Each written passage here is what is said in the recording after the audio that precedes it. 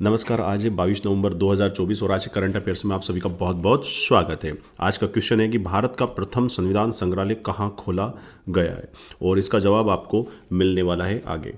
चलिए आज का पहला सवाल देखते हैं। हाल ही में वैश्विक जलवायु सूचकांक, ये एक प्रकार का वैश्विक जलवायु सूचकांक बना गया है ना, क्लाइमेट जो चेंज हो रहा है उसके ऊपर से। और भारत किस स्थान पर रहा है? देखिए भारत को अभी थोड़ा सा नुकसान हुआ है। पहले हम 8 नंबर पर थे इसमें, और अब हम आ गए हैं कौन से 10वें नंबर पर, मतलब 2 स्थान लुढ़क गया है भारत। याद रखिएगा इस बात को, ठीक है। अब देखो क्या होता है कि ये सूचकांक कैसे बनता है कि कौन सा देश क्लाइमेट के लिए कितना कुछ काम कर रहा है ना, क्योंकि क्लाइमेट चेंज एक बहुत बड़ी प्रॉब्लम है। अब इसमें क्या रहता है, जैसे कि सरकार कितने प्रयास कर रही है, सरकार अपनी तरफ से कितने एफर्ट डाल रही है, उन सबका एक क्या बोलते हैं जिसे हम यूँ कह सकते हैं कि एक पूरा का पूरा एक इंडेक्स बनता है। अब देखो क्या रहता है, इस इंडेक्स में 1, 2 और 3 ये स्थान को क्या करा जाता है, थोड़ा सा इसको छोड़ दिया जाता है, मतलब किसी को भी इसमें नहीं रखा जाता है, मतलब रिजर्व करके रखे हैं। और 4th नंबर से ये चलता है पूरा का पूरा, और डेनमार्क जो है वो इसमें पहले नंबर पर है। चलिए आगे देखते हैं हम लोग। तो वैश्विक जलवायु सूचकांक में भारत किस स्थान पर है? 10वें नंबर पर। हाल ही में भारत की सेनाओं के संयुक्त अभ्यास पूर्वी प्रहार, तो यहां पर एक शब्द आया है पूर्वी प्रहार, इसका मतलब ऑब्वियस सी बात है पूर्वोत्तर स्टेट में कहीं ना कहीं होना चाहिए। कहां आयोजित किया गया है? तो आपके पास तो कंफ्यूजन वाले ही 4 ऑप्शन है ना, कि नागालैंड में हुआ, अरुणाचल प्रदेश, मणिपुर, मिजोरम। तो इसका सही जवाब जो है वो है अरुणाचल प्रदेश, है ना, याद रखिएगा पूर्वी प्रहार। अब देखो इसमें तीनों सेनाएं कौन कौन सी है? वेरी गुड, थल सेना, जल सेना और वायुसेना। तो इसमें से आपसे 3 सवाल यहां से बन सकते हैं। बताइएगा, जो थल सेना होती है, थल सेना का जो आदर्श वाक्य होता है वो क्या है? जल सेना का आदर्श वाक्य और वायु सेना का, तीनों कमेंट करके बता दीजिएगा। आपकी कृपा रुक जाएगी अदरवाइज। अगर आपको अग्निवीर में जाना है, अगर आपका सपना है, तो तीनों सेनाओं के ध्येय वाक्यों को कमेंट करके बताइए, बिल्कुल कृपा रुकनी नहीं चाहिए। चलिए अगला सवाल देख रहे हैं। गोवा में आयोजित 55वां अंतर्राष्ट्रीय फिल्म महोत्सव। पहली बात तो सवाल यहां से टेक्निकली कुछ भी पूछा जा सकता है कि अभी हाल ही में जो अंतर्राष्ट्रीय फिल्म महोत्सव हुआ कहां हुआ? गोवा में। कौन से नंबर का है? 55 का। अब उसकी थीम क्या थी? थीम बहुत ही इंपॉर्टेंट है, याद रखिएगा, ठीक है।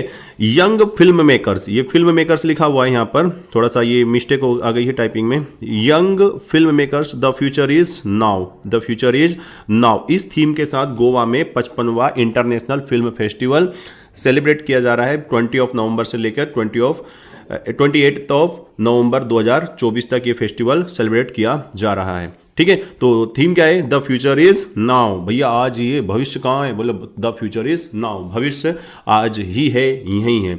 चलिए अगला सवाल जो कि आज का हमारा क्वेश्चन नंबर 4 है, उसका जवाब आपको देना है कि प्रसार भारती जो सरकारी होती है ना, सरकारी भाई साहब, प्रसार भारती जो अपने जितने भी गवर्नमेंट के चैनल वगैरह होते हैं, तो वो किसके अंडर में रहते हैं? मैक्सिमम प्रसार भारती। तो उन्होंने अपना खुद का एक OTT प्लेटफॉर्म लॉन्च किया है, OTT प्लेटफॉर्म। अब देखो OTT शब्द का मतलब तो आप समझते हो, जैसे OTT क्या होता है? जैसे हॉटस्टार है, नेटफ्लिक्स है, अमेजन प्राइम है, ये सब होते हैं, है ना। तो क्या आप बता सकते हो OTT का फुल फॉर्म क्या है? Very good, over the television, है ना, ओवर द टेलीविजन कहते हैं OTT को, पता है आपको? मतलब टेलीविजन से हट के जो चीज़ हो गई ना, वो OTT होता है। तो भाई साहब जो प्रसार भारती है, इसने अपना खुद का OTT ऐप लॉन्च किया है, वेव्स करके, याद रखेगा, ठीक है।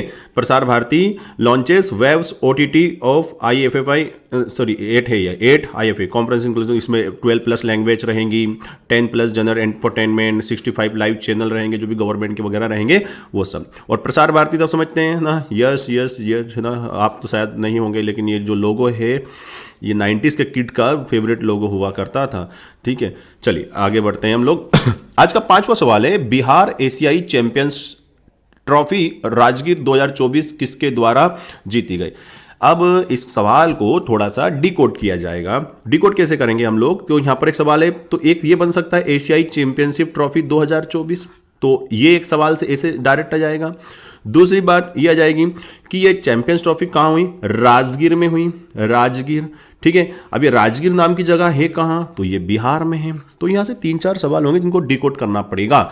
और इस चैंपियंस ट्रॉफी का जो विनर है, अरे बाबा सब भारती भारती लग रहे हैं रे, हाँ जी सही जवाब है इसका। इस चैंपियंस ट्रॉफी का विनर जो है वो भारत है।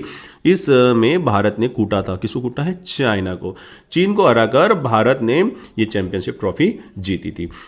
चलिए आज का सवाल नंबर 6 देखिए। हाल ही में राफेल नाडल वाकई में बहुत खतरनाक पर्सनैलिटी है, टेनिस की है। पहली बात, राफेल नाडल का संबंध किस खेल से है?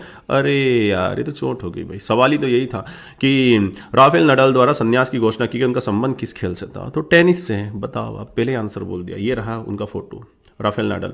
इन्होंने अब बोल दिया कि भाई साहब टाटा बाय बाय, अब हम नहीं करेंगे, अब हम संन्यास ले रहे हैं, है ना। तो याद रखिएगा, सवाल मैं पूछता हूं आपसे, आपको कमेंट करना है और कमेंट करके ये बताना है कि राफेल नाडाल का संबंध किस देश से, कौन से देश के हैं ये, बस इतना कमेंट करके बता दीजिएगा। और कमेंट किया करो भैया, कमेंट करने से फायदा होता है, सवाल याद होते हैं। इंदिरा गांधी शांति पुरस्कार, ठीक है, शांति के क्षेत्र में दिए जाने वाला ये पुरस्कार है। आपको ये कमेंट करके, मतलब कमेंट क्या, मैं आंसर बताऊंगा यार। ये दो शख्स देख रहे हो आप, ठीक है, ये दोनों शख्स है ना, इन दोनों को मिला हुआ है। इसका मतलब ये जो आप पहले शख्स देख रहे हो, इनका नाम है डैनियल बरेनबॉय और ये अली अबू अवाद, है ना। ये शख्स, इन दोनों शख्स को इंदिरा गांधी शांति पुरस्कार दिया गया है 2024 का, ठीक है, 2024 में दिया गया है, ठीक है। 1 ईयर लेटर हो, पिछले वाला होता है ये वैसे तो इसका सही जवाब क्या हो जाएगा? 7 का सी जवाब हो जाएगा, क्योंकि डैनियल को भी मिला है, अली अबू अवाद को मिला हुआ है, सॉरी। भारत का प्रथम संविधान संग्रहालय कहाँ खोला गया है? ऑप्शन बहुत कर रहे हैं आपके सामने। भारत का पहला संविधान संग्रहालय है, म्यूजियम है, जहां पर संविधान से पूरा, मतलब पूरा हिस्टोरिकल बैकग्राउंड रहेगा संविधान का, ठीक है। तो इसका सही जवाब है हरियाणा में खोला गया है भारत का पहला संविधान संग्रहालय, याद रखिएगा। अभी आपको पता है ना कि आने वाले 26 नवंबर को क्या होने वाला है? हर साल 26 नवंबर को हम संविधान दिवस मनाते हैं, सबको पता है अच्छे से। और 26 नवंबर को क्या हुआ था? 26 नवंबर 1949 को भारत का संविधान बनकर तैयार हो गया था, तो इसीलिए संविधान दिवस मनाया जाता है। और इस बार का हम कौन सी एनिवर्सरी सेलिब्रेट कर रहे हैं संविधान दिवस की? 75, मतलब 75 साल हो गए हैं भाई साहब भारत के संविधान को बने हुए। रिस्पेक्ट टू दोज पीपल जिन्होंने ये संविधान बनाया, इतना सुंदर और इतने अधिकार दिए हैं, क्योंकि one of the largest democracy है इंडिया वर्ल्ड की, और इसके लिए सैल्यूट तो बनता है उन लोगों के लिए। चलिए आज का 9वां सवाल देखते हैं। सतत व्यापार सूचकांक, सस्टेनेबल, है ना, ट्रेड यानी कि बिजनेस बोल दो या ट्रेड बोल दो, और इंडेक्स जो बना था इसमें 2024 है, और इसमें भारत का स्थान कौन सा है ये आपको कमेंट करके बताना है। चलो सवाल ही गायब हो गया, पीछे चलो भाई, पीछे चलो, कहाँ बढ़ रहे हो आगे, ठीक है। हाँ जी, सतत व्यापार सूचकांक 2024 में भारत किस स्थान पर है? 23वें स्थान पर है। देखो इसमें क्या होता है कि आपको, मतलब ट्रेड तो करना है, व्यापार तो करना है, बट एक बार देखो एनवायरनमेंट को भी साथ के लेके चलो आप, है ना, हर चीज़ को मतलब मेंटेन करके चलो। ऐसा नहीं कि आप नेचर को तो स्पॉइल कर रहे हो और ट्रेड को आगे बढ़ा रहे हो। तो सस्टेनेबल जैसे डेवलपमेंट होता है, सतत विकास होता है, तो इसी पर सस्टेनेबल ट्रेड, और इस सूचकांक में हम 23वें नंबर पर हैं। चलिए, हाल ही में इसरो ने गगनयान मिशन के लिए, अभी इसरो क्या है, गगनयान मिशन भेज रहा है, तो इसके लिए किस देश के साथ समझौता किया? ये सवाल उल्टा हो गया। इस सवाल के लिए ऑप्शन चेंज नहीं किए गए। इस सवाल के ऑप्शन तो यहाँ पर कुछ और हैं, मतलब ये हमारी बहुत बड़ी मिस्टेक है, बहुत बड़ी मिस्टेक। चलो मैं ऐसे बता देता हूँ। आप सवाल क्या पूछेगा? हाल ही में इसरो ने गगनयान मिशन के लिए किस देश के साथ समझौता किया है?